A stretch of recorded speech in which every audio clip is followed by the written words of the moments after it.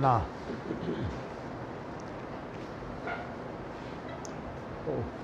عبد القدوس سادہ طالب ہے مدینی تو آیا، میں نے نماز پڑھ کے آ گیا انہوں بھی بلا دا اس تاکہ سن لے درس.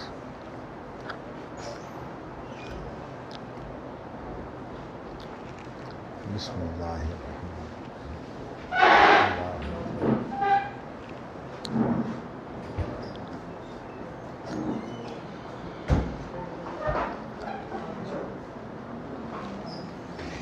بسم اللہ الرحمن الرحیم.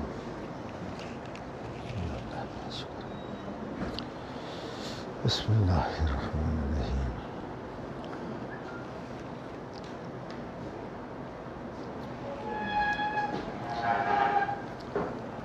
بسم اللہ الرحمن الرحیم. باب قول النبی صلی اللہ علیہ وسلم الفتنۃ من قبل المشرق. حدثنا عبداللہ بن محمد حدثنا ہشام بن یوسف عن معمر عن الزہری عن سالم عن ابیہ عن النبی صلی اللہ علیہ وسلم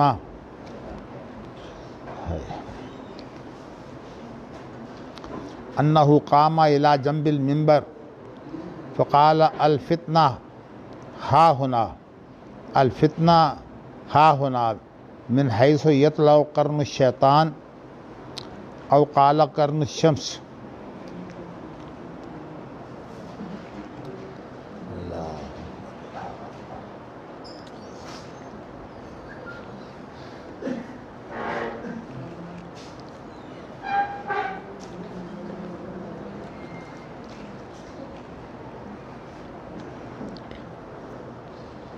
نبی اکرم صلی اللہ علیہ وسلم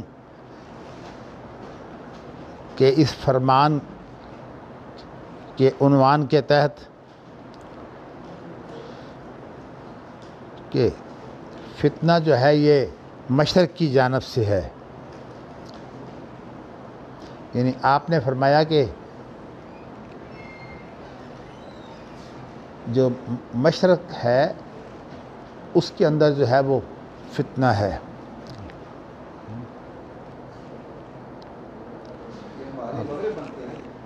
ہاں جی، ہم بھی مشرق میں ہیں. مشرق کوئی محدود تو نہیں ہے نا جو بات یہ ہے کہ ہم کیا مشرق میں نہیں ہیں. عراق کے حساب سے اگر عراق اس سے مراد لے، میں اصل میں یہی بات جو ہے واضح کرنا چاہتا ہوں. ہمارے لوگ یہ سمجھتے ہیں کہ شاید اس سے مراد کوئی ایک خاص علاقہ ہے. اس سے مراد جو ہے وہ اگر علاقہ ہے تو صرف مشرق کا علاقہ. اور اس کی اصل میں بنیاد کیا ہے؟ اصل بات یہ ہے کہ انسان جب بھی بھٹکتا ہے نا تو اس کے اندر سب سے پہلے جو ہے وہ انسان کا دل متاثر ہوتا ہے. اور دل جو متاثر ہوتا ہے اس کی بنیاد جو ہے وہ انسان کی وہ سوچیں ہوتی ہیں. ان سوچوں سے جو ہے وہ دل متاثر ہوتا ہے اور اس کی بنا پر جو دل ہے وہ پھر بھٹک جاتا ہے. تو نبی اکرم صلی اللہ علیہ وسلم نے جو یہ فرمایا ہے نا کہ جسم کے اندر ایک ایسا ٹکڑا ہے کہ اگر وہ سنور جائے تو سارا انسان جو ہے وہ سنور جاتا ہے، اور اگر وہ بگڑ جائے تو سارا انسان جو ہے وہ بگڑ جاتا ہے. اس سے مراد نبی اکرم صلی اللہ علیہ وسلم کی یہ ہے کہ اصل میں جو انسان کی سوچیں ہیں نا یہ بنیادی چیز ہے. اگر انسان کی سوچ اللہ کی طرف ہو، یہ رخ اللہ کی طرف ہونا جو ہے یہ انسان کے لیے کافی ہے. بلا من اسلم وجہہ للہ وہو محسن. اب صورتحال یہ ہے کہ یہ بڑا اہم مسئلہ یہ ہے کہ انسان کتنا با اختیار ہے اور اللہ تعالیٰ کا انسان کے اوپر، انسان کے ماحول کے اوپر جو ہے وہ ظاہر ہے کنٹرول تو اللہ کا ہے، لیکن انسان کا کچھ اختیار ضرور ہے، اگرچہ اس اختیار کی تحدید نہیں ہو سکتی، متعین نہیں ہو سکتا کہ وہ اختیار کتنا ہے، لیکن اتنی بات ضرور ہے کہ وہ اختیار انسان کو موجود ہے۔ اسی بنا پر انسان جو ہے وہ اس کو جنت بھی ملتا ہے، اس کو جہنم بھی ملتا ہے، اور اگر انسان کا کچھ بھی اختیار نہ ہو تو پھر جنت اور دوزخ کا مسئلہ تو ختم ہو جاتا ہے۔ تو اس لیے اچھا، اب یہ جو انسان کا مسئلہ ہے، حقیقت یہ ہے کہ انسان کے اندر اگر اللہ پر توکل پیدا ہو جائے تو یہ ایمان بڑھنے کی علامت ہے، اور اگر انسان کا توکل جو ہے ختم ہو جائے، وہ تدبیروں کے اوپر ہی سب کچھ سمجھے کہ تدبیریں ہی سب کچھ کرنے والی ہیں، تو پھر انسان جو ہے وہ غلط ہو جاتا ہے۔ اس لیے خاص طور پر جو انسانی تدبیر ہے اور اسی طرح جو انسانی اختیار ہے، اس کے بارے میں جو ہے وہ مسئلہ بڑا نازک ہے، لیکن اگر آپ اس مسئلے کو جو ہے وہ سمجھنا چاہیں تو میں اس کے لیے حضرت یعقوب علیہ السلام جو نبی بھی ہیں، اور اللہ تعالیٰ نے ان کو کثرت اولاد جو ہے اس سے بھی نوازا تھا۔ آپ کے یہ علم میں ہے کہ ان کے ماشاءاللہ جو 11 بیٹے تھے کہ 12؟ ہاں جی جی 12 تھے۔ 12ویں تو یوسف علیہ السلام خود تھے نا، اور 11 نے سجدہ کیا تھا۔ میں اسی لیے کہتا ہوں نا، وَإِذِ اسْتَسْقَىٰ موسیٰ، تو کتنے چشمے بنائے ہیں؟ 12۔ تو اس لیے ان کی اولاد جو ہے وہ 12 بیٹے تھے۔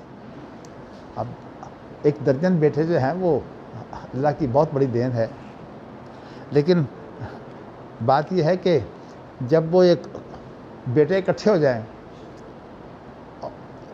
باپ جو ہے وہ بوڑھا ہونے کی وجہ سے پھر بیٹوں کو کنٹرول نہیں کر سکتا، تو اس لیے حضرت یوسف علیہ السلام کے جو باپ یعقوب ہے نا، اصل میں حضرت یوسف اور بنیامین کا وہ دھیان اس لیے رکھتے تھے کہ یہ عمر میں چھوٹے تھے اور باقی جو ان کے بھائی تھے وہ عمر میں بڑے تھے۔ اب ظاہر ہے کہ جب انسان بڑا ہوتا ہے تو وہ اپنے آپ کو خود سنبھال لیتا ہے، جو چھوٹا ہوتا ہے اس کو جو ہے باپ کو دھیان رکھنا پڑتا ہے۔ تو ویسے یہ بات غلط ہے کہ حضرت یعقوب علیہ السلام جو ہے وہ ان سے زیادہ پیار کرتے تھے، نہیں، پیار سب سے برابر کا ہے، لیکن صرف بات اتنی ہے کہ چھوٹے ہونے کی وجہ سے ان کا دھیان رکھتے تھے۔ ان کی وہ بیوی جس سے یہ پیدا ہوئے ہیں، اس کا غالباً نام جو ہے وہ لیا ہے۔ تو اس کے لیا کے بطن سے 2 بیٹے پیدا ہوئے تھے، ایک یوسف اور ایک بنیامین، اور باقی جو تھے وہ دوسری بیویوں سے تھے۔ تو اب کہنے کا مقصد اصل میں یہ ہے کہ میں جو آپ کو بات بتانا چاہتا ہوں کہ انسان کے لیے جو اصل چیز ہے وہ انسان کی سوچیں ہیں، اور جو انبیاء آتے ہیں ان کا اصل مشن کیا ہے۔ بعض لوگ یہ سمجھتے ہیں کہ کتب اللہ لأغلبن انا ورسلی ان اللہ قوی عزیز، اس طرح کی جو آیات ہے کہ انہم لہم المنصورون، کہ ان کی مدد کی جائے گی، اور یہ ہے کہ اللہ نے لکھ دیا ہے کہ یہ غالب آئیں گے۔ اس غلبے سے مراد جو ہے وہ شاید فزیکل غلبہ ہے، فزیکل غلبہ نہیں ہے۔ اصل بات جو ہے وہ کیا ہے کہ انسان جو ہے وہ اس پر حجت قائم ہونی چاہیے۔ انبیاء جو ہیں یہ فزیکل غلبے کے لیے نہیں آتے، بلکہ یہ حجت قائم کرنے کے لیے آتے ہیں۔ تو اس لیے وَإِنْ أَحَدٌ مِّنَ الْمُشْرِكِينَ اسْتَجَارَكَ فَأَجِرْهُ حَتَّى يَسْمَعَ كَلَامَ اللَّهِ ثُمَّ أَبْلِغْهُ مَأْمَنَهُ۔ تو اگر کوئی مشرک تم سے پناہ مانگے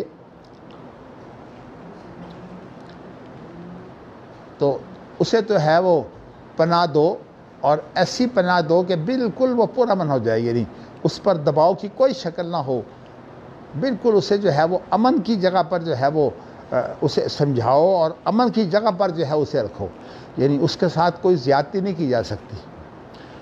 اس لیے ہمارے علماء، بہت بڑے بڑے علماء جو ہے وہ اس سے متاثر ہیں کہ شاید جو ہے وہ طاقت سے غلبہ حاصل کرنا جو ہے یہ انبیاء کا مشن ہے۔ نہیں، انبیاء کا یہ مشن نہیں ہے۔ اگر انبیاء کا یہ مشن ہو تو بے شمار انبیاء ایسے ہیں جو مشن کے بغیر چلے گئے، حالانکہ تمام انبیاء اپنے مشن میں کامیاب گئے ہیں۔ وہ کیسے؟ کہ بھئی انبیاء نے جو ہے وہ حجت پوری کر دی ہے اللہ کی۔ دیکھیے نا، انبیاء خود بیچارے جو کچھ بھی تھے قربانیاں دے کر، ایسے انبیاء بھی ہیں جو قتل ہو گئے، تو شہید ہو گئے۔ تو کہنے کا مقصد یہ ہے کہ انبیاء کا کام ہے اصل میں حجت پوری کرنا۔ اس لیے قیامت کے دن ایسے نبی بھی ہوں گے جن کے ساتھ کوئی ایک امتی بھی نہیں ہوگا، اور بہت سے نبی ایسے ہوں گے جن کے ساتھ صرف ایک یا دو امتی ہوں گے۔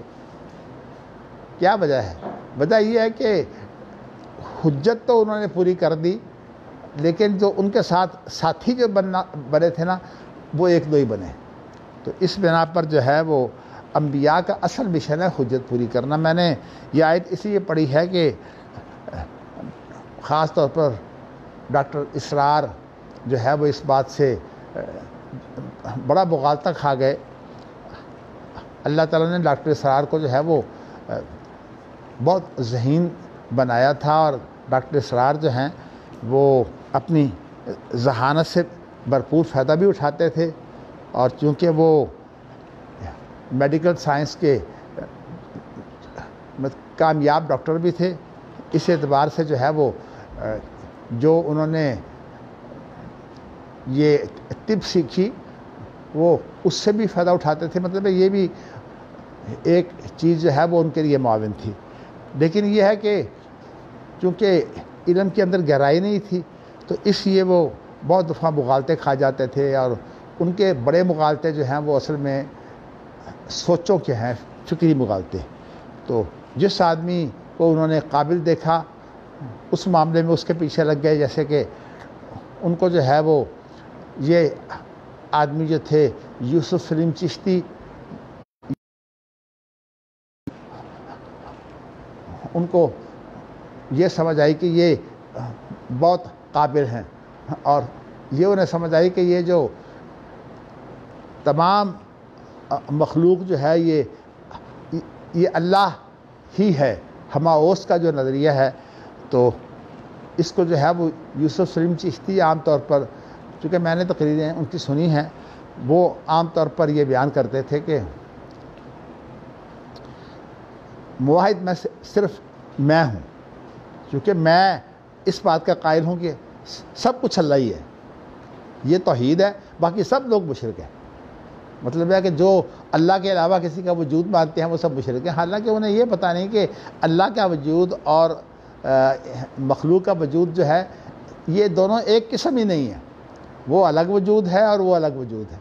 اصل میں بات یہ ہے کہ سلف نے تو تمام چیزیں جو ہیں وہ الحمدللہ واضح کر دی ہیں، لیکن جو لوگ جو ہے وہ سلف کی بجائے اپنی عقل پر اور اپنے علم پر زیادہ مان کرتے ہیں، پھر وہ سلف کو چھوڑ کر جو ہے وہ اپنی تعویلیں جو ہیں وہ ان کو اختیار کرتے ہیں، بھٹک جاتے ہیں۔ ڈاکٹر اسرار جو ہیں اللہ تعالیٰ انہیں معاف کرے، اللہ، کیونکہ میری نظر میں وہ مخلص آدمی تھے۔ میں نے جو ان کی باتیں سنی ہیں، اس لیے کہ عام طور پر جب میں ان کے پاس کبھی جاتا تو میرے ساتھ ان کی مجلس بہت خاص ہوتی، اور میں اور وہ دونوں ہوتے تو مجھ سے بہت سے سوالات کرتے، یعنی ان کا طریقہ کار ویسے یہ تھا کہ دوسروں سے بہت زیادہ استفادہ کرتے تھے، اور یہ اللہ نے انہیں جرت دی ہوئی تھی کہ اللہ نے اعلان بھی موقع دے دیتے تھے۔ ایک موقع پر میں نے آپ کو بتایا کہ خلافت کا جو مسئلہ ہے، تو اس کے بارے میں جو ان کا موقف تھا اس کے اوپر انہوں نے مجھے اور پروفیسر ڈاکٹر خالد الوی کو جو ہے وہ کہا کہ آپ میرے اس نظریے پر جو ہے وہ آپ تبصرہ کریں، اور اس کے اندر جو ہے وہ میرے عقیدت مند، میرے مرید وہ شامل ہوں گے، تو آپ بیان کیجئے تاکہ میں اس کو خود سنوں کہ میں اس نظریے کے اندر کیا بگاڑ ہے؟ بس یہ ہے کہ باقی ہدایت تو اللہ کے ہاتھ میں ہے۔ میں نے جو آپ سے بات بتانی ہے وہ یہ ہے کہ انسان جب بھی بھٹکتا ہے تو وہ اس طرح سے بھٹکتا ہے کہ وہ کسی ایک چیز کو جو ہے وہ مؤثر سمجھتا ہے۔ اللہ کے علاوہ جو چیز جو ہے وہ زیادہ مؤثر رہی ہے لوگوں کے عقیدوں میں تو وہ رہا ہے سورج۔ تو اس لیے جو اس وقت آپ کو پتہ ہے کہ جتنی پیداوار ہوتی ہے اور اسی طرح زمین کے اندر جو موسموں کی جتنی بھی تبدیلیاں ہیں، یہ ساری تبدیلیاں جو ہیں ان کا سبب جو ہے وہ تکوینی طور پر جو ہے وہ سورج ہے۔ ویسے تو اللہ ہی اس کو پیدا کرنے والے ہیں، سارے کام تو اللہ کرنے والے ہیں، لیکن جو ہے وہ سورج کا بہت بڑا مقام ہے۔ ایک بات جو میں آپ سے کہنا چاہتا ہوں وہ یہ ہے کہ حضرت یعقوب کا ذکر آیا تھا، وہ بات میں نے بیان نہیں کی، تو وہ بات یہ ہے کہ یا بنی لا تدخلوا من باب واحد وادخلوا من ابواب متفرقہ وما اغنی عنکم من اللہ من شیء ان الحکم الا للہ۔ یہ جو آیت ہے نا، اس کے اندر تقدیر اور تدبیر جمع ہے۔ تو انہوں نے یہ کہا ہے کہ ہدایت دی ہے اپنے بیٹوں کو کہ تم جب جا رہے ہو، اس لیے کہ قحط بہت تھا جہاں وہ تھے، تو مصر میں وہ جاتے، کیونکہ مصر کا علاقہ جو ہے وہ اس طرح کا مرکزی ہے کہ جس طرح ہمارے پاکستان میں لاہور اور کراچی ہیں، تو اس طرح کے جو علاقے ہیں وہاں دنیا بھر سے جو ہے وہ چیزیں آ جاتی ہیں، اس لیے وہ قحط کا کافی حد تک جو ہے وہ علاج کر لیتے ہیں۔ تو زیادہ قحط ہوتا ہے ان علاقوں میں جہاں زیادہ جو ہے وہ سپلائی نہیں ہو سکتا جو ہے مال۔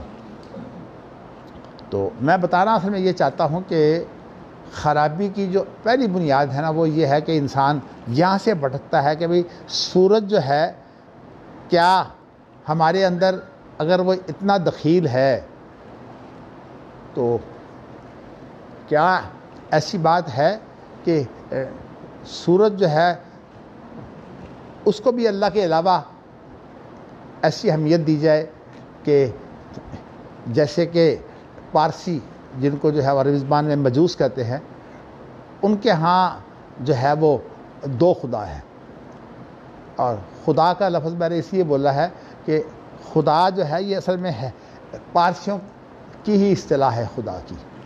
تو چونکہ ترجمہ جائز ہے اس لیے اللہ کا ترجمہ جو ہے وہ پارسی میں اگر پارسیوں کے لیے کیا جائے تو اس کے معنی جو ہے وہ یہی ہوں گے کہ جو ہے وہ خدا، لیکن اللہ کا ویسے نام جو ہے وہ اللہ ہے، یعنی عربی زبان کے علاوہ اللہ کا کوئی ذاتی نام نہیں ہے، وہ ترجمے ہیں اصل میں۔ اللہ کا ترجمہ جو ہے وہ خدا ہے، اسی طرح انگریزی میں جو ہے وہ گاڈ ہے، لیکن ہوتا اصل میں یہ ہے کہ جب کسی زبان کا کوئی ترجمہ اس کے مطابق کیا جائے تو اس کے جو تصورات ہوتے ہیں نا وہ اس کے اندر آ جاتے ہیں۔ اس وجہ سے جو ہے وہ بعض لوگوں نے اس بات پر بڑا زور دیا ہے کہ لفظ خدا کو بالکل استعمال نہیں کرنا چاہیے۔ ویسے یہ ٹھیک ہے، اچھی بات تو یہی ہے کہ آپ اللہ کا نام ہر جگہ استعمال کریں، لیکن اگر کوئی ترجمہ کرتے وقت جو ہے وہ اس کا ترجمہ خدا کر دے تو وہ گناہ گار نہیں ہوگا، یعنی مطلب ہے کہ ترجمے کی گنجائش ہے۔ جو بات میں آپ کو کہنا چاہتا ہوں وہ یہ ہے کہ سب سے جو پہلا شرک ہے وہ کیا ہے کہ رب ایک نہیں ہے، رب دو ہے، اور دوسرا رب کون سا ہے؟ سورج۔ تو اس لیے نبی اکرم صلی اللہ علیہ وسلم نے اللہ تعالیٰ کی وحدانیت بیان کرتے ہوئے یہ کہا ہے کہ کسی کا انسان کے اندر دخل نہیں۔ تو نبی اکرم صلی اللہ علیہ وسلم نے جو ہے وہ صحابہ سے یہ بیان کیا کہ اللہ کو جو ہے وہ اپنا شریک جو ہے وہ پسند نہیں، تو اس لیے یہ شرک کی ایسی صورتیں ہیں کہ انسان کو پتہ بھی نہیں چلتا کہ انسان جو ہے وہ شرک کر رہا ہوتا ہے۔ مثال کے طور پر اگر انسان یہ کہے، کسی آدمی سے انسان کو فیض پائے تو اس کا شکریہ ادا کرتا ہے، تو کہتا ہے جی اللہ اور آپ کا شکریہ۔ نبی اکرم صلی اللہ علیہ وسلم نے فرمایا کہ یہ بھی شرک ہے۔ اور سب سے بنیادی چیز جو میں نے آپ کو بتایا ہے کہ دل کا فعل ہے، اور دل کا فعل جو ہے وہ کیا ہے؟ مشیت۔ انشاءاللہ اس پر مشیت پر اور ارادے پر بہت انشاءاللہ اچھی بات آئے گی کتاب التوحید کے اندر۔ میں انشاءاللہ اس کی وضاحت تو خیر وہاں کروں گا، اللہ مجھے توفیق دے انشاءاللہ۔ تو باقی میں آپ کو بتانا ہی چاہتا ہوں کہ یہ جو آپ نے فرمایا ہے نا کہ مشرق کی طرف سے جو ہے وہ، چونکہ سورج کا جو نکلنا ہے یہ آپ یوں سمجھیے کہ ان کی نظر میں سورج جو ہے وہ ظاہر ہوتا ہے یا پیدا ہوتا ہے، اس لیے کہ سورج کا نکلنا ہماری نظر کے حساب سے تو جب سورج نکلتا ہے اس وقت اس کا وجود ہے نا، تو سورج نکلنے سے پہلے کہاں ہوتا ہے ہم تو اس کے بارے میں کچھ نہیں کہہ سکتے۔ اور آپ کو یہ علم ہے کہ اس کے پیچھے بہت غور و فکر کے بعد جو ہے یہ بات سمجھ آتی ہے، ورنہ آپ دیکھیے کہ ذوالقرنین جو ہیں وہ بادشاہ بھی تھے اور بڑے عظیم الشان بادشاہ تھے، اور اس کے ساتھ ساتھ جو ہے وہ جمہور کی رائے یہی ہے کہ وہ نبی بھی تھے۔ تو اب انہوں نے جو ہے مشرق کا بھی سفر کیا ہے اور مغرب کا بھی سفر کیا ہے، کیا دیکھا ہے؟ وہاں تک پہنچے ہیں جہاں سے سورج نکلتا ہے، اور وہاں تک پہنچے ہیں جہاں سورج غروب ہوتا ہے۔ تو اس دنیا کے اندر جہاں سے سورج طلوع ہوتا ہے، ظاہر ہے کہ جب سمندر آ گیا تو اس کے بعد گدلا پانی بھی ہوتا ہے، تو گدلے آگے تو پھر پانی ہی ہوتا ہے، اور پانی کے اوپر جو ہوتی ہے سمندر کے اثرات اتنے زیادہ ہوتے ہیں کہ اس کے اوپر دھند بہت ہوتی ہے، تو دھند کے اندر جو ہے وہ سورج غروب ہو گیا، انہوں نے سمجھا کہ یہ اصل میں غروب ہونے کی جگہ ہے اور یہ جو ہے اس کے طلوع ہونے کی جگہ ہے۔ پھر اس کے بعد انہوں نے شمال کی طرف بھی سفر کیا۔ تو میں بتانا ہی چاہتا ہوں کہ سب سے پہلا جو شرک انسان کے اندر شروع ہوتا ہے وہ توکل چھوٹنے کا ہوتا ہے۔ تو اس لیے نبی اکرم صلی اللہ علیہ وسلم نے انسان کو جو ہے وہ بہت زیادہ توکل کے بارے میں جو ہے وہ تلقین کی ہے۔ آپ دیکھیے نا کہ جو لوگ لڑائی کے اندر قتل ہو جاتے ہیں یا سفر کے اندر انسان جاتا ہے تو فوت ہو جاتا ہے، لوگوں کا خیال یہ تھا کہ اصل میں اگر کوئی آدمی گھر میں رہے تو پھر وہ مرے گا نہیں۔ تو حالانکہ قرآن مجید میں جو ہے وہ اللہ نے یہ وضاحت کر دی ہے کہ لو کانوا غزل، یعنی ہاں وہ یہ حسرت کرتے ہیں اینما تکونوا یدرککم الموت ولو کنتم فی بروج مشیدہ۔ نہیں، یہ تو ایک الگ بات ہے، نہیں وہ جو آیت ہے نا کہ اگر یہ ہمارے پاس رہتے، نہ یہ سفر میں جاتے اور نہ یہ لڑنے کے لیے جاتے، ہاں وما قتلوا لیجعل اللہ ذلک حسرۃ فی قلوبہم واللہ یحیی و یمیت۔ تو یہ بتایا ہے کہ یہ جو خیال ہے نا کہ لڑائی میں جو آدمی شریک ہو وہ مرتا ہے، ویسے تو ایک افسانہ سا ہے، لیکن بعض افسانوں کے اندر بھی کچھ سبق ہوتا ہے۔ تو ایک آدمی جو ہے اس کو وہ اس نے بیان کیا کہ میرے ماں باپ جو تھے نا، یعنی میرا باپ بھی میرا دادا بھی، ان کا پیشہ جو تھا وہ اصل میں یہ مچھلیاں وغیرہ پکڑنا اور یہ یعنی سمندروں میں ان کا کام تھا، جسے آپ ماہی گیر بھی کہتے ہیں، اور وہ بڑے تیراک ہوتے ہیں۔ تو اس سے کسی نے پوچھا کہ تمہارا باپ کیسے فوت ہوا؟ کہنے کا ڈوب کر۔ اس نے کہا دادا؟ اس نے کہا ڈوب کر۔ اس نے کہا پردادا؟ اس نے کہا ڈوب کر۔ اس نے کہا پھر اس کا معنی تو یہ ہے کہ یہ تو پیشہ بڑا خراب ہے، اس لیے کہ انسان اگر ڈوب سکتا ہے تو اس کا معنی یہ ہے یہ تو موت ہی ہے۔ اس نے کہا اچھا تم بتاؤ تمہارا باپ کہاں جو ہے وہ فوت ہوا؟ اس نے کہا چارپائی پر۔ اس نے کہا دادا؟ اس نے کہا چارپائی پر۔ اس نے کہا پردادا؟ اس نے کہا چارپائی پر۔ چارپائی تو بڑی خطرناک چیز ہے، اس پر نہیں انسان کو لیٹنا چاہیے۔ اصل میں بات یہ ہے کہ انسان جو ہے وہ عقل اس کی تھوڑی ہے اور یہ دھوکے کھاتا رہتا ہے، یہ سمجھتا ہے۔ اور اسی لیے جن لوگوں کا اللہ پر اعتماد ہے، حضرت علی رضی اللہ تعالیٰ عنہ کہتے ہیں کہ انسان کا سب سے بڑا جو دفاع ہے نا موت سے، وہ خود موت ہے، اس لیے کہ موت کا ایک وقت مقرر ہے۔ اگر وہ وقت مقرر کسی کا آ جاتا ہے تو دنیا کی کوئی چیز جو ہے اسے بچا نہیں سکتی۔ تو اس لیے انہوں نے کہا کہ جب موت کا وقت مقرر ہے تو پھر موت سے ڈرنا کیوں؟ اس لیے کہ اگر اس کا وقت مقرر ہے تو اس نے آ جانا ہے۔ تو اس لیے جو چیزیں جو ہیں وہ تقدیر سے متعلق ہیں ان پر ایمان لانا چاہیے۔ اصل میں تقدیر پر ایمان جو ہے یہ توکل ہے، اور آپ کو پتہ ہے کہ ایمانیات 6 ہیں، جن میں سے ایک بہت اہم مسئلہ جو ہے وہ تقدیر کا ہے۔ باقی چیزوں کو تو لوگ کس نہ کس طرح مان لیتے ہیں، لیکن یہ تقدیر والی بات جو ہے لوگوں کو سمجھ نہیں آتی۔ تو اس لیے اس مسئلے میں جو ہے وہ تدبیر اور تقدیر کا جو آپس میں مقابلہ ہے، تقدیر جو ہے وہ اللہ کی طرف سے ہے، اور جو تقدیر کو مانتا ہے وہ توکل کرتا ہے، اور جو نہیں مانتا وہ جو ہے وہ تدبیروں میں پڑا رہتا ہے۔ تو میں نے اس لیے آپ کو بتایا کہ سب سے پہلا شرک جو ہے وہ انسان کی زندگی میں کیا ہوتا ہے کہ وہ اللہ کے علاوہ کسی اور کو بھی مؤثر حقیقی سمجھے۔ تو اسی لیے نبی اکرم صلی اللہ علیہ وسلم کا ایک ارشاد ہے، یہ آپ کو علم ہوگا کہ جو حدیبیہ ہے جہاں صلح ہوئی تھی، اس حدیبیہ کے اندر صلح کے بعد نبی اکرم صلی اللہ علیہ وسلم نے جو رات گزاری ہے تو اس کے اندر جو ہے وہ بارش ہو گئی۔ تو بارش ہونے کے ساتھ جو ہے وہ یعنی پانی جگہ جگہ جو ہے وہ ٹھہر جاتا ہے، یا ان لوگوں کو پانی میسر آ جاتا ہے جن لوگوں کے پاس بارش ایک ذریعہ ہوتی ہے، ان کے نزدیک بڑی اہم ہے۔ تو نبی اکرم صلی اللہ علیہ وسلم نے صبح کے وقت کہا کہ کچھ لوگ ایسے ہیں جو رات کو مومن تھے اور صبح جو تھے وہ کافر ہو گئے، اور کچھ لوگ ایسے ہیں جو رات کو کافر تھے صبح مومن ہو گئے۔ تو مومن کی تعریف آپ نے کیا کی کہ جس نے یہ کہا کہ یہ بارش اللہ نے برسائی ہے وہ مومن ہے، اور جس نے کہا کہ اس بارش کے پیچھے یہ اسباب ہیں، فلاں فلاں جو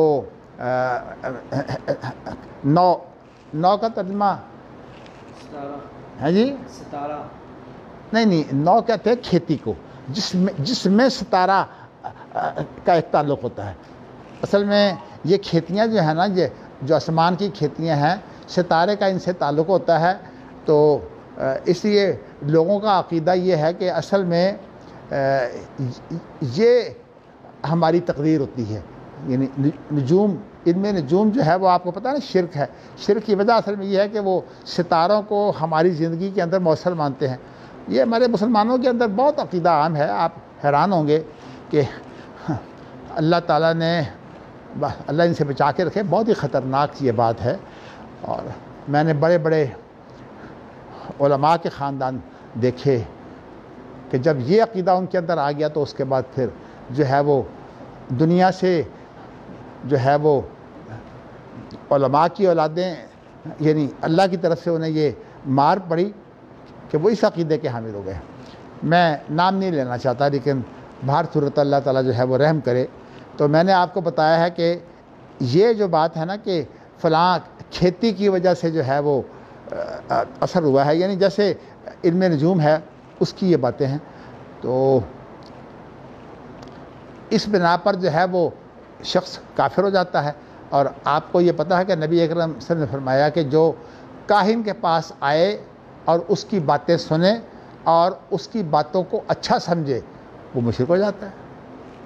تو اس لیے کسی کی بات سننا رد کے لیے تو کوئی بات نہیں ہے، لیکن اگر اس کی بات سن کر جیسے کہ لوگ نجومیوں کے پاس جاتے ہیں اور جا کر جو ہے وہ ان سے معلوم کرتے ہیں، تو میں ویسے آپ کو نام نہیں لینا چاہتا، لیکن ہمارے خاندان کے 2 بڑے عالم تھے جن کی اولاد جو ہے اسی علم نجوم کی وجہ سے، اور علم نجوم کے علاوہ یہ جو ہماری یہ تھیریوں کا جو علم ہے نا، کہتے ہیں کہ یہ ہماری جو قسمت ہے یہ ہماری یہ تھیری میں ہے، اس کی جو لائنیں ہوتی ہیں نا ان لائنوں سے جو ہے وہ کہتے ہیں کہ یہ ہماری تقدیر ہے۔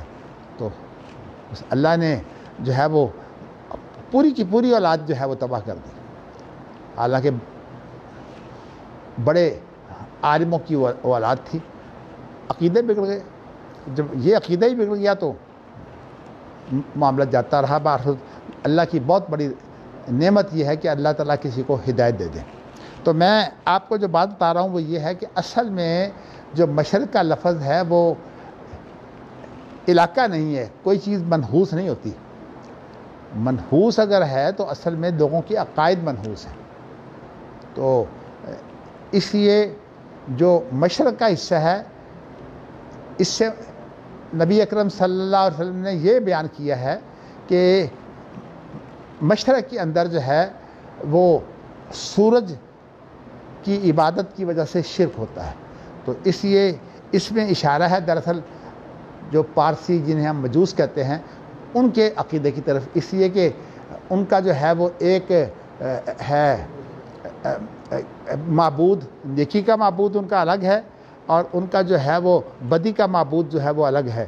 ہاں جی، ایک تو اہرمن ہے نا، اور ہاں جی مفتی صاحب، ہاں جی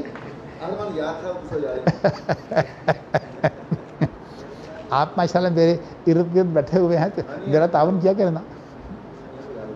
ہاں جی حضرت صاحب جی، اہرمن کے ساتھ کیا ہوتا ہے پارسیوں کا؟ جو اہرمن تو ان کا نیکی کا معبود ہے نا. اور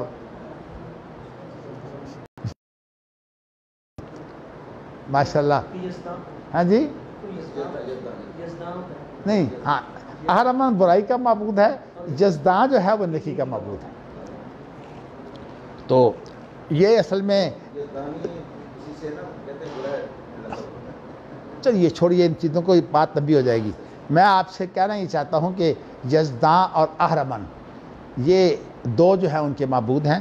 تو میں اصل میں یہ بتانا چاہتا ہوں کہ نبی اکرم صلی اللہ علیہ وسلم نے جو مشرق کی طرف اشارہ کی ہے اس کا اصل مقصود یہ تھا کہ یہ لوگ جو ہیں وہ سورج کی اہمیت کی وجہ سے اس کو جو ہے وہ ایک خدا بنا بیٹھے ہیں. تو اس بنا پر جو ہے وہ نحوست ہے. تو نبی اکرم صلی اللہ علیہ وسلم نے لوگوں کی وجہ سے جو ہے وہ اصل میں جو ہے وہ برکت ہوتی ہے، لوگوں کی وجہ سے نحوست ہوتی ہے. جو نیک ہوتے ہیں ان کی برکت ہوتی ہے، اور جو برے ہوتے ہیں ان کی جو ہے وہ بے برکتی ہوتی ہے. اور ویسے میں آپ کو بتاؤں کہ قرآن مجید ویسے تو نبی اکرم صلی اللہ علیہ وسلم نے یہ واضح کر دیا ہے کہ آپ کے بیٹے ابراہیم کی وفات پر جب سورج جو ہے وہ اس کو گرہن ہو گیا تو لوگوں نے سمجھا کہ اصل میں یہ سورج جو ہے یہ رو رہا ہے، غم کی وجہ سے جو ہے یہ سورج جو ہے اس کی روشنی جو ہے وہ ختم ہو گئی ہے. تو نبی اکرم صلی اللہ علیہ وسلم نے خطبہ دیا تھا، فرمایا تھا کہ یہ جو زندگی اور موت ہے اس کی وجہ سے کوئی جو ہے کوئی چیز جو ہے تمام کی تمام چیزیں یہ اللہ کی مخلوق ہیں، اور کسی کی وجہ سے ان کو نہ غم ہوتا ہے نہ خوشی ہوتی ہے. اس لیے اللہ تعالیٰ کی چونکہ یہ تقدیر ہے، اور اللہ کی تقدیر میں آپ دیکھیے نا دنیا کے اندر ہماری تدبیروں میں فرق آ سکتا ہے، اللہ کی تقدیر میں کبھی فرق نہیں آتا. یعنی آپ دیکھیے کہ ہماری گڑیاں جو ہیں یہ اگر خراب ہوں تو سورج کے حساب سے جو ہے ان کو درست کیا جاتا ہے. سورج کے اندر جو ہے وہ کبھی فرق نہیں پڑا اس کے کاموں کا، حتیٰ کہ یہ جو گرہن ہوتا ہے یہ بھی اس کے باقاعدہ جو ہے وہ اب تفصیلی معلومات اب ہیں. اس لیے گرہن جو ہے وہ کئی سال کے بعد گرہن ہوگا، اس کے بارے میں سائنس جو ہے وہ پیشگوئی کر سکتی ہے. تو کہنے کا مقصد یہ ہے کہ اصل جو بات ہے مشرق کی وہ ہے اصل میں شرک. تو اس بنا پر نبی اکرم صلی اللہ علیہ وسلم نے جو ہے مجوسیوں، آپ کو میں ایک بات بتانا چاہتا ہوں کہ ہندوستان کے اندر ہمارا جو ساتھ رہا ہے وہ ہندوؤں سے بھی رہا ہے اور مجوسیوں سے بھی رہا ہے، پارسیوں سے. اور یہ آپ کو میں بتاؤں کہ قائد اعظم محمد علی جناح جو تھے نا، ان کا خاندان جو ہے ان کا پارسیوں سے بہت تعلق رہا ہے، اور خاص طور پر جو ہے وہ پہلے محمد علی جناح جو تھے وہ بوری تھے. کہتے ہیں پھر بعد میں جو ہے وہ انہوں نے اپنے عقیدے کو درست کر لیا تھا، لیکن ویسے ان کے جو بڑے تھے وہ بوری تھے. تو اس بنا پر جو ہے وہ یہ جو بوری ہوتے ہیں نا ان کا خاص طور پر پارسیوں سے تعلق ہوتا ہے. تو میں یہ آپ کو بتانا چاہتا ہوں کہ آپ کی محمد علی جناح کی جو بیوی تھی وہ بھی پارسی تھی، اگرچہ کہتے ہیں وہ مسلمان ہو گئی تھی لیکن پارسی سے مسلمان ہوئی تھی۔ آپ کی بیٹی جو ہے اس نے بھی پارسی سے معاشقہ لگایا، اچھا اس سے تو اتنے ناراض ہو گئے ہیں کہ ساری زندگی بولے ہی نہیں، لیکن بیوی جو تھی وہ پارسی تھی۔ اصل میں بات انسان بڑا کمزور ہے، مزاج کے بڑے مضبوط تھے۔ ویسے دل چاہتا ہے ایک بات میں ان کی آپ کو بتاؤں، کتنا مضبوط آدمی تھا یہ محمد علی جناح، اللہ کا بندہ تھا، میں اسی یہ بات کرتا ہوں۔ اللہ اکبر، چونکہ سیاست میں تھے اور سیاست میں کسی کی حمایت اور کسی کی جو برائی ہے اس کی بڑی اہمیت ہوتی ہے۔ تو مشرقی پاکستان جو ہے نا، جس کو اب بنگلہ دیش ہی کہہ سکتے ہیں، ظاہر ہے کہ وہ پاکستان سے الگ ہو گیا ہے، تو اس کے اندر جو رہنما تھے نا، ان میں ایک صاحب کا نام تھا مولانا باشانی۔ مولانا ان کو اس لیے کہتے تھے کہ وہ ان کی بہت بڑی داڑھی تھی، لیکن ویسے وہ کیا اس کو بولتے ہیں، عقائد ان کے ایسے ہی تھے جیسے کہ یہ اپنے جو ہیں جو اس وقت پاکستان میں بہت مشہور ہیں بھائی رفائی کاموں میں، ہاں عبدالستار عیدی۔ عبدالستار عیدی جو ہیں یہ اصل میں یہ بوری ہیں، تو اس لیے یہ جو بوری ہیں یہ قرآن کو نہیں مانتے۔ اب کہنے کو تو وہ مولانا ہے اور قرآن کو وہ مانتے نہیں ہیں، لیکن دیکھیے لوگوں کے اندر جو ہے یہ رفائی کام، اس کی اتنی خوبی ہے کہ اب کوئی سوچتا ہی نہیں۔ یہ بات ضرور ہے کہ رفائی کاموں کے اندر جو ہے وہ بہت زیادہ فائدہ ہے، لیکن قرآن مجید میں اللہ نے ایک بات بتا دی ہے، اجعلتم سقایۃ الحاج و عمارت المسجد الحرام کمن آمن باللہ والیوم الآخر وجاہد فی سبیل اللہ۔ کیا بتایا ہے کہ سقایا بہت ثواب کا کام ہے، اور اسی طرح جو ہے وہ بیت اللہ کو آباد کرنا یہ بہت اچھا کام ہے۔ سارے آپ کو پتہ ہے کہ اس کے لیے الگ الگ قبائل کی جو ذمہ داری تھی، تو کہا لیکن جو اللہ کے راستے میں جو ہے وہ ایمان لا کر اسلام کو غالب کرنے کی بات ہے، یعنی اسلام کی حجت پوری کرنا، یہ میں نے آپ کو بتایا کہ اصل مشن انبیاء کا ہوتا ہے اسلام کی حجت پوری کرنے کا معنی ہے کہ یہ آپ نے غالب کر دیا۔ تو یہ جو ہے اس کے برابر یہ چیزیں نہیں ہو سکتی۔ اللہ تعالیٰ اچھے رفائی کام کرنے والے لوگوں کو جو ہے وہ دنیا کے اندر ہی اس کا بدلہ دے دیتے ہیں، جیسے کہ قرآن کی آیت ہے من کان یرید الحیات الدنیا وزینتہا نوفی الیہم اعمالہم فیہا وہم فیہا لا یبخسون، کہ اللہ تعالیٰ ان کو دنیا کے اندر پورا بدلہ دے دیتے ہیں اور کوئی کمی نہیں چھوڑتے، مطلب ہے کہ ان کا پورا بدلہ، اور اس کے بعد یہ جو شہرت ہے نا، نیک شہرت، یہ بھی اصل میں انسان کو دنیا کا بدلہ ہے۔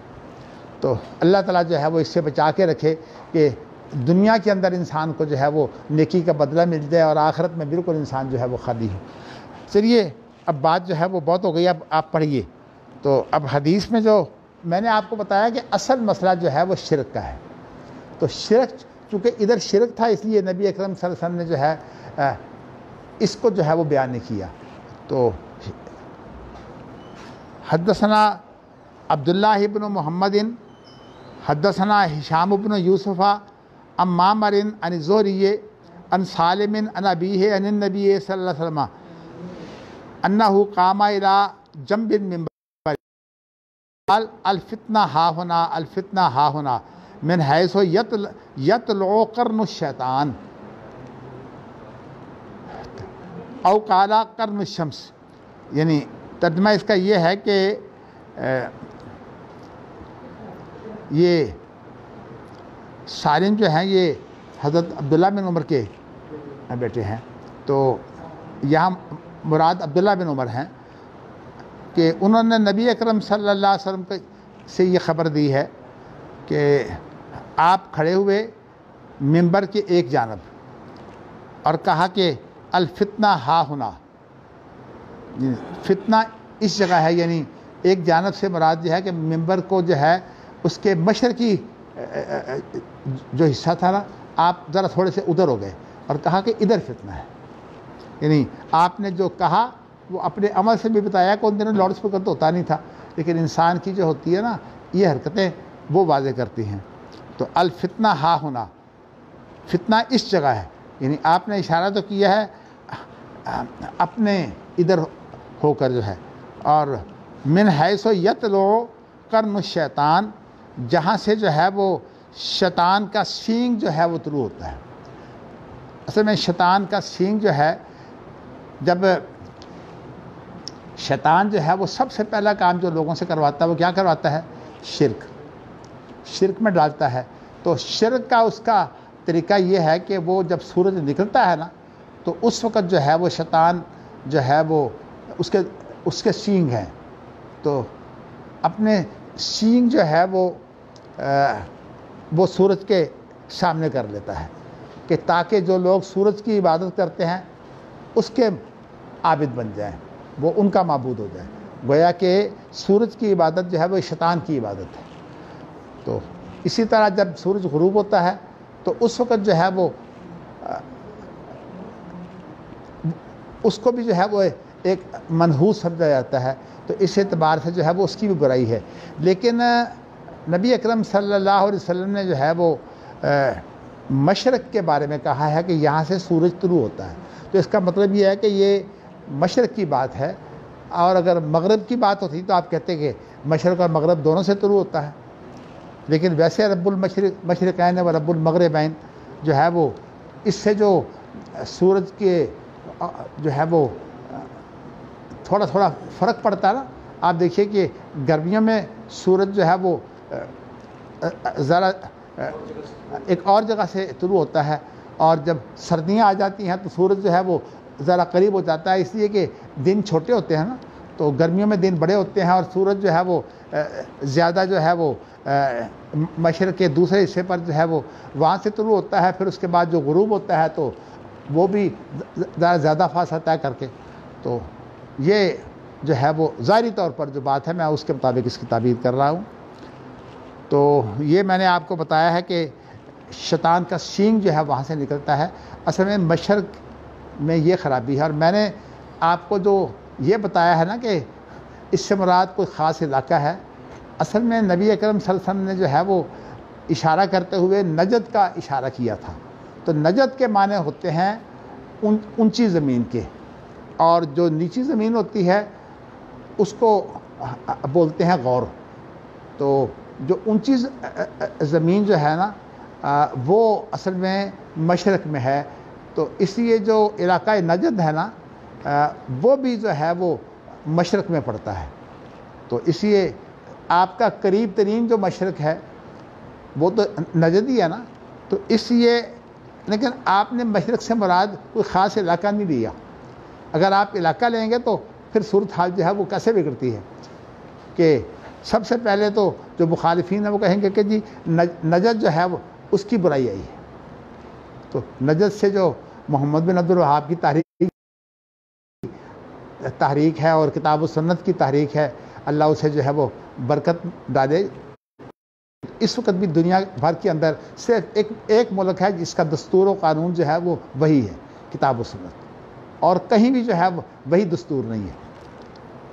تو یہ برکت اللہ نے دی ہے، اس لیے میں یہ کہنا چاہتا ہوں کہ مشرق کا علاقہ جو ہے زمین کو منحوس نہیں ہوتی، لیکن ایک قرآن مجید کا ذرا چاہتا ہوں، فی ایام نحسات، یہ لفظ آیا ہے کہ منحوس دن، اصل میں مبالغے کے طور پر جو ہے وہ یہ کہہ دیا جاتا ہے، جیسے ایام نحسات یہ مبالغہ ہے، جیسے کہتے ہیں زید عدل، زید جو ہے وہ انصاف ہے، حالانکہ زید انصاف تو نہیں ہوتا، زید بہت انصاف کرنے والا ہوتا ہے۔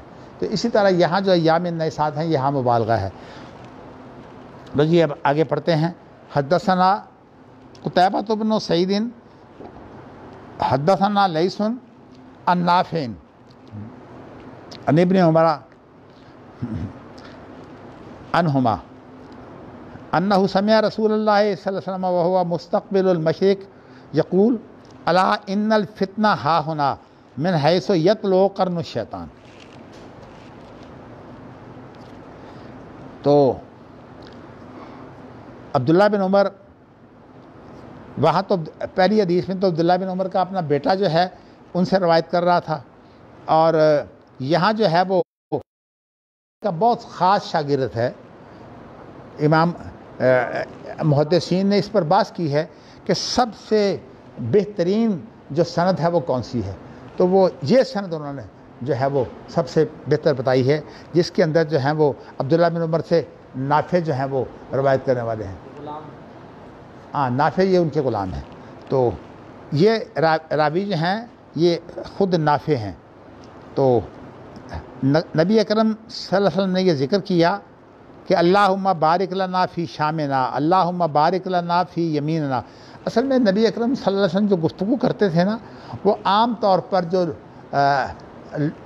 لوگوں کو سمجھ آئے نا اس زبان میں گفتگو کرتے تھے. اور آپ کو پتہ ہے کہ زبان کا جو محاورہ ہے اس کی بڑی اہمیت ہے. حتیٰ کہ آپ یہ دیکھیے کہ اگر ایک لفظ کے حقیقی معنی کچھ ہوں تو وہاں محاورہ جو ہے وہ غالب آتا ہے، یعنی اس کا جو محاورہ ہے وہ غالب آتا ہے کہ یہ محاورہ جو ہے یہ موجود ہو. اور یہ بھی آپ کو بتا دوں کہ عربی نبی اکرم صلی اللہ علیہ وسلم کا جو محاورہ تھا وہ تھی تو وہی زبان جن لوگوں کو آپ دعوت دے رہے تھے، یعنی قریش مکہ ہوں یا اور ہوں سارے، یہ جاہلیت کے اندر جو پڑھنے والے لوگ ہیں، نبی اکرم کی زبان تو وہی تھی، لیکن نبی اکرم صلی اللہ علیہ وسلم جو ہیں وہ گفتگو جب کرتے تو با محاورہ گفتگو کرتے. تو محاورے میں جتنی گنجائش ہے وہ ہونی چاہیے. یعنی یہ ٹھیک ہے کہ بل یداہ مبسوطتان جو ہے اس کی تشریح تو میں یہ بات تو ثابت کی جاتی ہے کہ اللہ کے ہاتھ ہیں، لیکن یہاں جو ہے وہ ہاتھوں کے علاوہ یہ بتانا مقصود ہے کہ محاورتاً اس کا مفہوم کیا ہے. لیکن اس کی حقیقت ممنوع نہیں ہے. اصل جو مسئلہ ہے وہ یہ ہے کہ جو لوگ تعویلیں کرتے ہیں نا، وہ حقیقت کو جو ہے وہ ممنوع قرار دے کر پھر اس سے مراد جو ہے وہ مجاز لیتے ہیں. تو اس لیے خاص طور پر ابن تیمیہ اور ان کے شاگردوں نے کہا ہے کہ قرآن میں مجاز ہے ہی نہیں، یعنی تاکہ یہ لوگوں کی جو عقیدے کی تعویلیں ہیں نا یہ ختم ہو جائیں. تو اصل میں با محاورہ جو گفتگو ہے نا وہ مجاز نہیں ہوتی. ویسے ہماری تشریح کے مطابق اس کو مجاز کہا جاتا ہے، لیکن وہ مجاز ہوتی نہیں، وہ حقیقت میں اس کا مفہوم صحیح اسی سے ادا ہوتا ہے.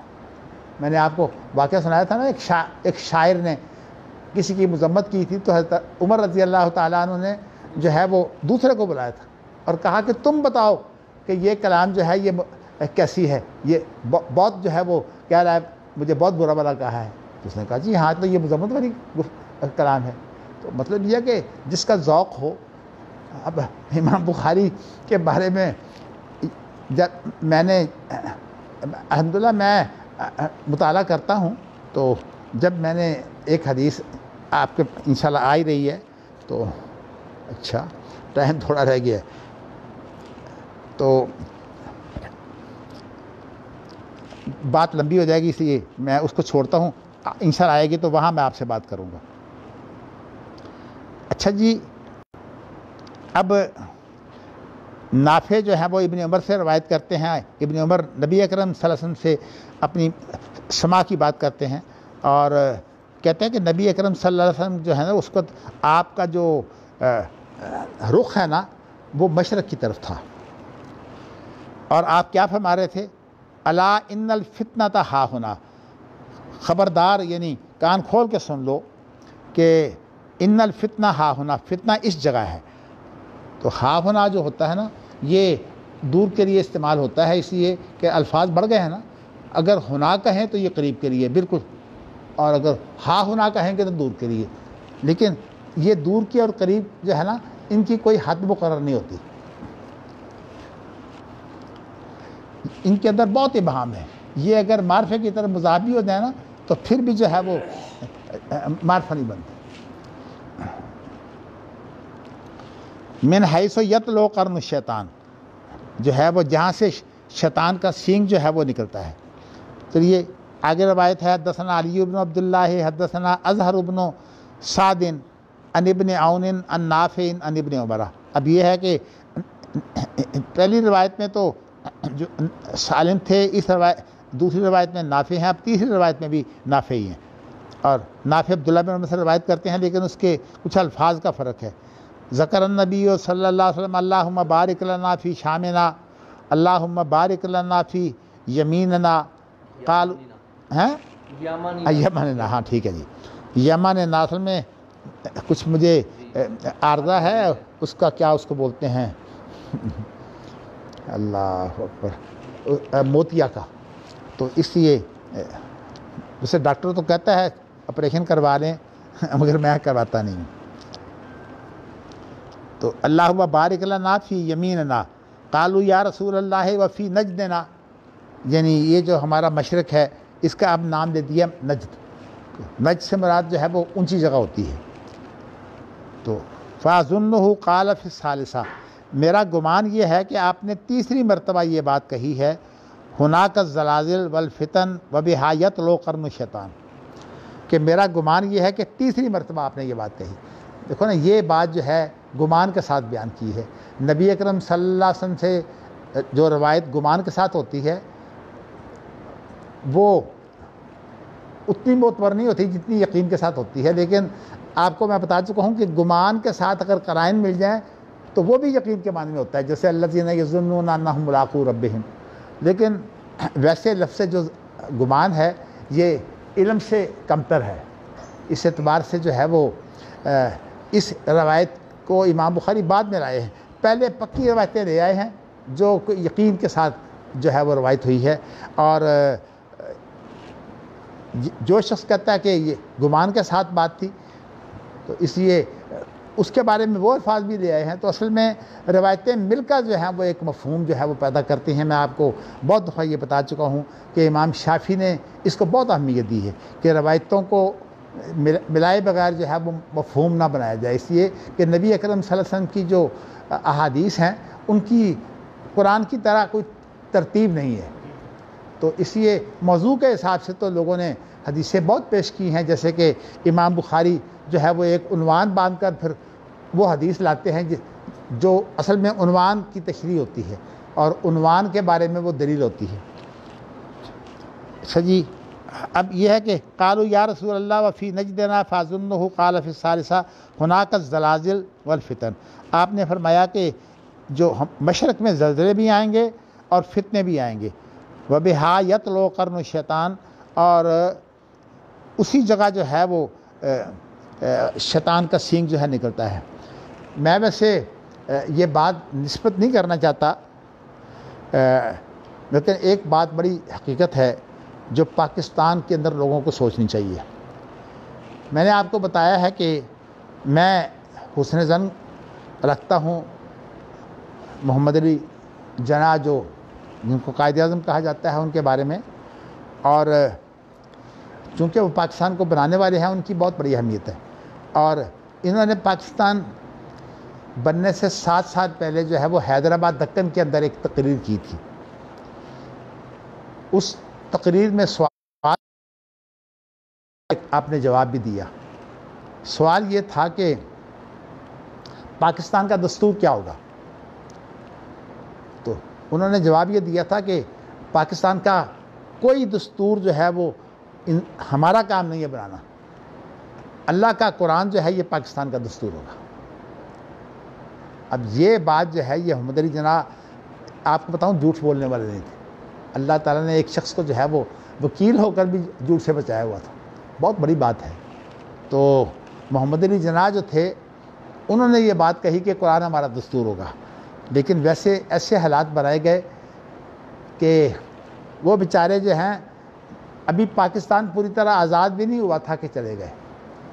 یہ آزاد کیسے نہیں ہوا تھا؟ اصل بات یہ ہے کہ پاکستان کو اور ہندوستان کو الگ کرنے کے لیے ایک تفصیلی جو ہے وہ قانون تھا جس کو بولتے ہیں 1935 کا ایکٹ۔ یہ 1935 کا ایکٹ جو ہے اس کے اندر تقسیم کا بھی مسئلہ ہے، اور اس کے علاوہ جو ہے اس کے اندر یہ بھی ہے کہ جب پاکستان الگ ہو جائے گا تو جو پاکستان کے ممبر ہیں نا جو منتخب ہوئے ہیں، نئے سرے سے انتخاب کی ضرورت نہیں ہوگی، اس لیے کہ جو علاقے پاکستان کی طرف چلے جائیں گے اس کے جو ممبران ہیں یہ پاکستان کی اسمبلی ہوگی، اور جو ہندوستان کے پاس جو علاقے ہیں ان کے جو ممبران ہیں وہ ہندوستان کی اسمبلی ہوگی۔ ہندوستان کی اسمبلی نے تو بہت جلد جو ہے وہ دستور تیار کر لیا، اس لیے کہ انہیں تو خطرہ کوئی نہیں تھا۔ تو پاکستان کا جو دستور ہے اس کے بارے میں جو ہے وہ ایسے حالات بنے کہ نہیں کی، اس میں جلدی نہیں کی جا سکی۔ تو یہ پاکستان کا دستور جو ہے وہ 9 سال تک پاکستان کا دستور جو ہے وہ تیار نہیں ہوا۔ پاکستان کا جو پہلا دستور تیار ہو کر نافذ ہوا ہے نا، وہ 1956 میں ہوا ہے۔ ظاہر ہے کہ 47 اور 56 9 کا فرق ہے، تو 9 سال بعد پاکستان کا دستور بنا، اور اس میں اگرچہ باتیں تو اچھی موجود ہیں، لیکن قرآن کا دستور جو ہے وہ ابھی پورے دستور میں جو ہے وہ یہ بات نہیں ہے کہ قرآن ہمارا دستور ہے۔ تو اس لیے میری آج کل بھی جو لوگ مؤثر ہیں حکومت میں جب بھی ان سے ملتا ہوں تو ان سے یہ بات ضرور کرتا ہوں کہ کاش کہ پاکستان کو اللہ یہ توفیق دے دے کہ یہ اسلام کے نام پر بنا ہے۔ اگر اسلام کے نام پر بنا ہے تو اسلام سارے کا سارا، اس کا دستور کیا ہے؟ اسلام کا دستور قرآن مجید ہے۔ تو اس لیے قرآن مجید کو دستور بنانا جو ہے یہ پہلی ذمہ داری ہے، کیونکہ پاکستان اسلام کے نام پر اور مسلمانوں کے نام پر بنا ہے۔ لیکن دیکھیے محمد علی جناح بیچارے فوت ہو گئے 1 سال بعد ہی، اور جو ہے 9 سال تک دستور نہیں بن سکا، اور اس کی وجہ سے پاکستان کے اندر بڑی خرابیاں پیدا ہوئیں۔ اور جب دستور بنا تو فوج نے جو ہے وہ انقلاب پیدا کر دیا، تو سکندر مرزا جو تھے ان کے ساتھ جو ہے وہ ایکا کر لیا، اور انقلاب کے وقت سب کام سکندر مرزا سے کروایا، لیکن جب انقلاب آ گیا تو سکندر مرزا کو سب سے پہلے نکال بھی دیا۔ بہر صورت یہ تو تاریخی باتیں ہیں۔ میں بتانا یہ چاہتا ہوں کہ پاکستان کے اندر جو ہے یہ بھی مشرقی علاقہ ہے، اور اس کے اندر بھی بڑی یہ نحوست ہے۔ جب تک یہاں دستور جو ہے قرآن مجید نہیں بنتا، پاکستان کے اندر نحوست رہے گی۔ اور دیکھیے سعودی عرب کے اندر جتنی برکتیں ہیں اس کی وجہ یہ ہے کہ انہوں نے کتاب و سنت کو اپنا دستور مان لیا، اور اس کے بعد جو ہے وہ اتنی برکتیں ہیں۔ علماء آپ یوں سمجھیے کہ 100-125 سال تقریباً ہو گئے ہیں کہ سعودی عرب کے اندر یہ جو حکومت آئی ہے سعودی خاندان کی، اور اللہ کا شکر ہے کہ اس وقت سے جو ہے یہ دستور وہاں نافذ ہے، یعنی ان کے باپ نے اس کو نافذ کیا تھا، قرآن مجید کو اور سنت کو۔ تو اسی طرح جو ہے وہ شاہ فہد نے پھر 1 مارچ 1993 کو جو ہے وہ اس کو تحریری طور پر جو ہے وہ نافذ کر دیا۔ یہ میں سال اس لیے سمجھتا ہوں برکت والا ہے کہ شیخ ابن باز بھی حیات تھے، اور شیخ محمد صالح عثیمین بھی حیات تھے، اور اسی طرح بڑے بڑے جو علماء ہیں وہ اس وقت حیات تھے۔ اب تو یہ اکثر لوگ جو ہیں وہ اللہ کے پاس چلے گئے ہیں، جو عوام پر جو ہے وہ ایک بڑی تاثیر رکھتے تھے۔ تو اللہ تعالیٰ جو ہے جو پیچھے رہ گئے ہیں ان کو توفیق دے۔ چلیے جی اگلی حدیث بھی پڑھ لیں۔ حدثنا اسحاق الواسطیو، اسحاق الواسطیو، کیونکہ اسحاق جو ہے وہ عجمہ ہے نا، تو حدثنا خالد عن بیان عن وبرۃ ابن عبد الرحمن عن سعید بن جبیر قال خرج علینا عبداللہ بن عمر فرجونا ان یحدثنا حدیثا حسنا قال فبادرنا الیہ رجل فقال یا ابا عبد الرحمن حدثنا عن القتال فی الفتنہ واللہ یقول وقاتلوہم حتی لا تکون فتنہ۔ اصل میں عبداللہ بن عمر آ رہے تھے تو لوگ بڑے خوش تھے کہ عبداللہ بن عمر سے کوئی اچھی باتیں سنیں گے۔ ایک آدمی جو ہے وہ لوگوں سے پہلے جلدی کرتے ہوئے ان کے پاس پہنچ گیا اور کہا جی کہ آپ جو آج ہمیں بات سنانا چاہتے ہیں وہ یہ سنائیں کہ فتنے کے اندر قتال جو ہے اس کی کیا حیثیت ہے۔ یعنی اصل میں بات یہ ہے کہ سوال کے اندر ہی فتنہ پیدا کر دیا اسے، اس لیے کہ اگر عام باتیں کرتے وہ شاید اس کے اندر اچھے طریقے سے باتیں آتی، لیکن جب سوال ہی جو ہے وہ ٹیڑھا آ جائے تو پھر جواب تو اس کا دینا پڑتا ہی ہے۔ اچھا، واللہ یقول، اللہ فرماتے ہیں وقاتلوہم حتی لا تکون فتنہ، کہ ان سے لڑائی کرو یہاں تک کہ فتنہ باقی نہ رہے۔ مطلب یہ ہے کہ فتنے کے خاتمے کے لیے لڑائی ہوتی ہے۔ یعنی جب دیکھیے نا فتنہ کے اندر یہ میں نے آپ کو یہ بتایا ہے کہ فتنہ کے اندر جو ہے وہ یہ ٹھیک ہے کہ کھوٹ جو ہے وہ لغوی معنی تو یہی ہے کہ کھوٹ اور سونا الگ الگ ہوں، لیکن آپ کو بتاؤں کہ اس کے اندر جو ہے وہ فتنہ کے اندر وہ کھوٹ بھی شامل ہے. تو اس لیے جو کھوٹ ہے نا اس کو لینے والے بہت لوگ ہوتے ہیں، اصل چیز ہے اس کو لینے والے کم لوگ ہوتے ہیں. تو اس لیے فتنہ کا مفہوم جو ہے یہ عام طور پر برے معنوں میں استعمال ہوتا ہے، بلکہ فتنہ کا لفظ قرآن مجید میں جو ہے وہ عذاب کے معنوں میں بھی استعمال ہوا ہے. فتنہ العذاب کا لفظ جو ہے نا. اچھا، اب یہ ہے کہ جب اس نے یہ بات کہی کہ فتنہ کو ختم کرنے کے لیے لڑائی ہونی چاہیے، تو آپ نے کیا فرمایا؟ فرمایا حل تدری مل فتنہ، تمہیں پتہ ہے فتنہ کیا ہوتا ہے؟ ثقلت کا اموں کا جو ہے وہ ایک محاورہ کی بات ہے. جب کسی کو جو ہے ملامت کرنی ہو نا تو یہ کلمہ بول دیا جاتا ہے، جیسے کہتے ہیں تیرا بیڑا ترے یا بیڑا غرق ہو، تیرا بیڑا غرق ہو. یہ اسی طرح جو ہے ثقلت کا اموں کا معنی تیری ماں تجھے گم پائے. اب ظاہر ہے کہ جب یہ کلمہ جو ہے یہ ان کا محاورہ ہے، لیکن محاورے کا ترجمہ محاورے کے مطابق ہوتا ہے، اصل مفہوم سے نہیں ہوتا. تو اس لیے یہی بات ہم کہہ سکتے ہیں تیرا کیا اس کا ترجمہ ہو سکتا ہے جی؟ ہاں جی، نہیں با محاورہ ترجمہ یہ نہیں ہے، یہ لفظی ترجمہ ہے. ثقلت کا معنی اموں کا تیری ماں تجھے گم پائے، تیرا کچھ نہ رہے، تیرا کچھ نہ رہے، ستیہ ناس، ستیہ ناس. چلیے جی، تو آپ نے جو ہے وہ عبداللہ بن عمر نے اسے جو ہے وہ ملامت بھی کی کہ تو نے سوال کیسا الجھا ہوا ڈال دیا ہے. انما کان محمد یقاتل المشرکین، نبی اکرم صلی اللہ علیہ وسلم جو ہے مشرکوں سے جو ہے وہ قتال کرتے تھے.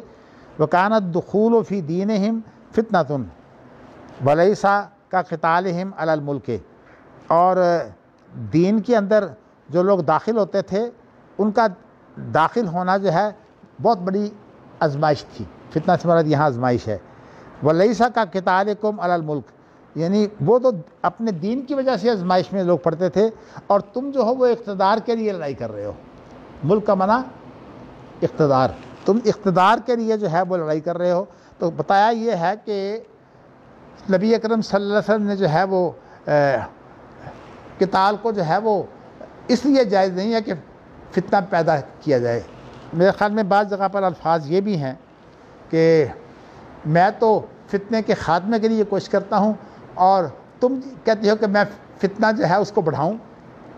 تو اصل میں فتنہ انسان کو سوچنا چاہیے کہ یہ میں جس چیز میں پڑ گیا ہوں اس سے فتنہ بڑھے گا یا کم ہوگا. خاص طور پر جو ہے نا میں نے حافظ سعید کو جب بھی نصیحت کی ہے اس کے بارے میں کی ہے کہ اصل میں بات یہ ہے کہ نعروں سے بسا اوقات انسان کو بڑی کامیابی مل جاتی ہے اور انسان دھوکہ کھا جاتا ہے. اللہ تعالیٰ اسے جو ہے وہ اب جو یہ تکلیف جو ہے یہ عذاب ہی ہے نا جی، تو اللہ تعالیٰ اسے جو ہے وہ آزادی دے اور اس سے اچھے اچھے کام لے جو اس کی اچھی اچھی صلاحیتیں ہیں.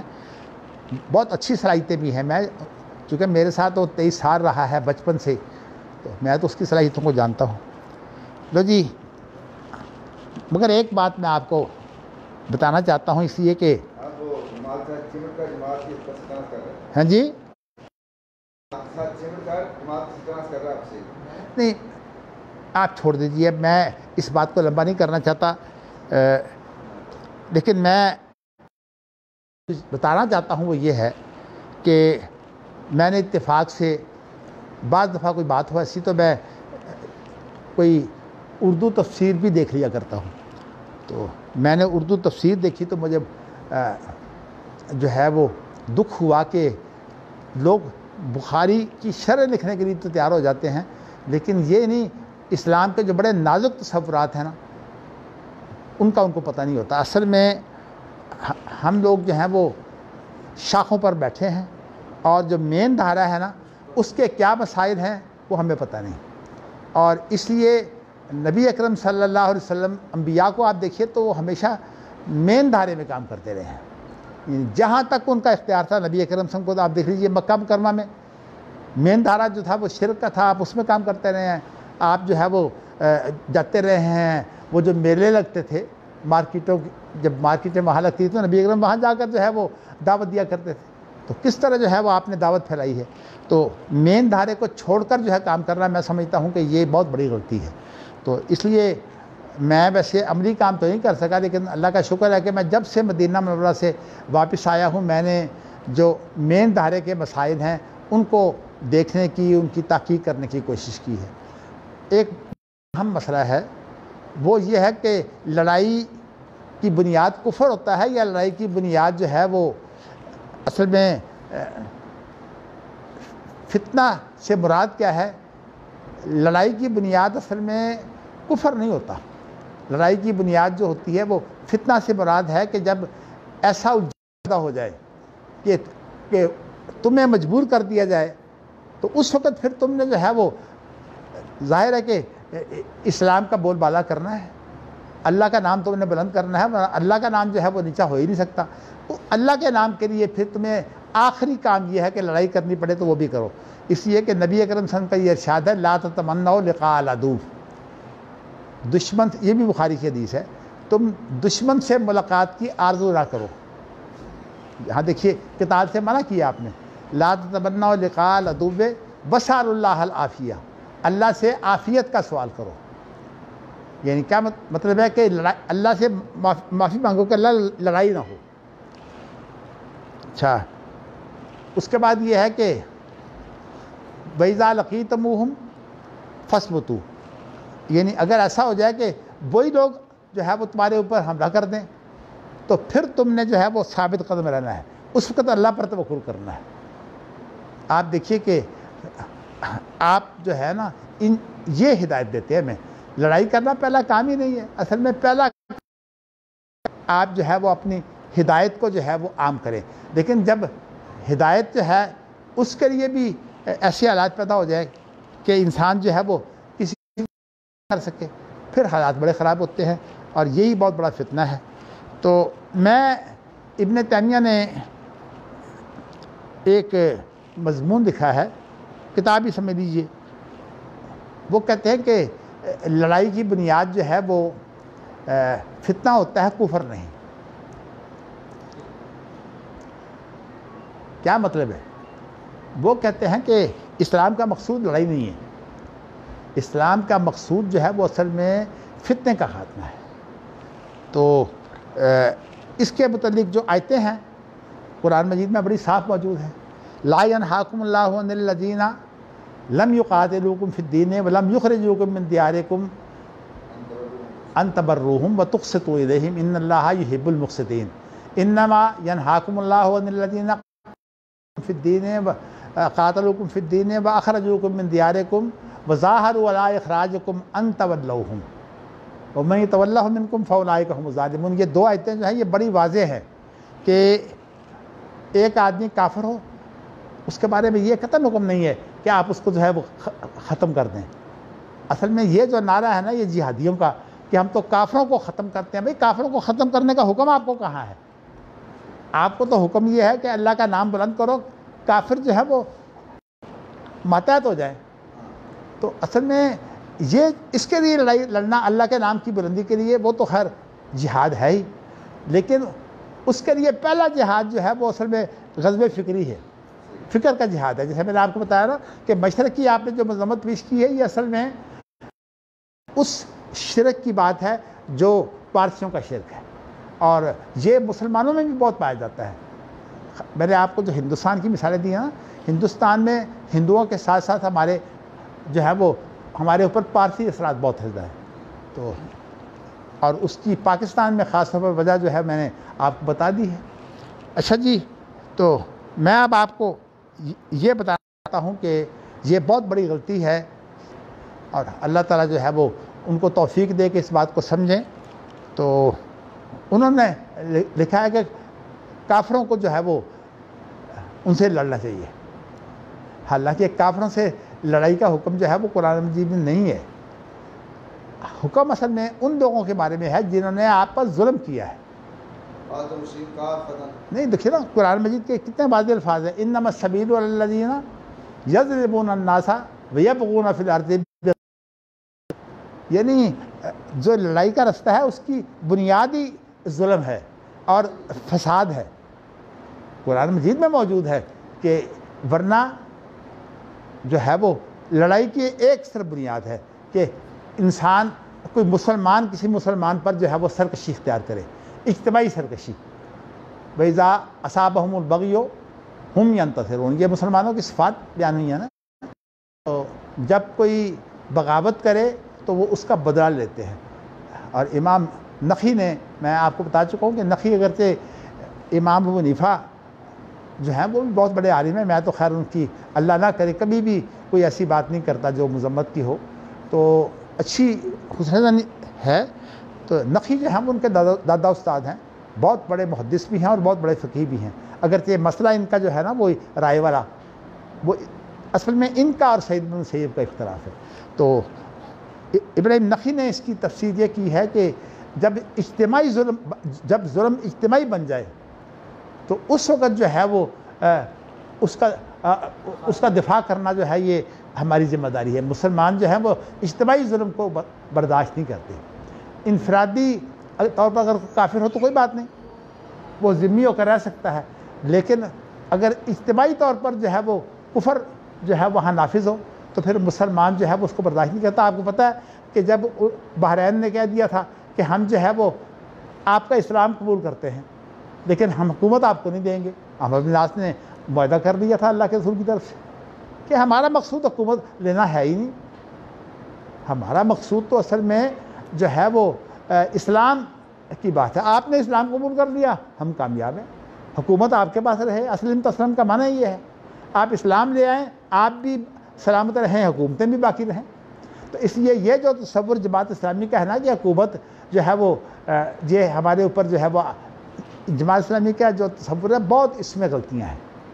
تو انشاءاللہ کسی وقت جو ہے میں آپ کو بتاؤں گا، اس لیے کہ اللہ کا شکر ہے کہ میں نے آپ کو بتایا کہ مدینہ منورہ میں بھی جو ہے جب میں گیا ہوں تو وہ چیزیں تو میں نے پڑھی ہوئی تھی جو وہاں پڑھاتے تھے، تو میں تو اصل میں اخوانیوں کی اور جماعت اسلامی اور تبلیغی جماعت کی جو چیزیں ہیں نا میں انہی کو جو ہے وہ ڈھونڈ کر پڑھتا تھا۔ تو جماعت اسلامی کی تو کتابیں مل گئیں، اس لیے میں نے بہت مطالعہ کیا، اور جو تبلیغی جماعت کا مسئلہ تھا وہ کہتے تھے کہ نہیں یہ معاملہ جو ہے وہ دیکھ کر چلنے کا نہیں ہے، یہ چل کر دیکھنے کا ہے۔ بس اسی الجھن میں پڑا رہا، لیکن پھر میں نے کہا میں اسے بھی قبول کرتا ہوں، چلیے دیکھیں تو۔ پھر میں نے چل کر بھی دیکھا، بس پھر چل کر جو میں نے دیکھا اس کے متعلق میں نے آپ کو باتیں بتا دی ہوئی ہیں کہ میں کیسے جو ہے وہ ان سے دور ہوا۔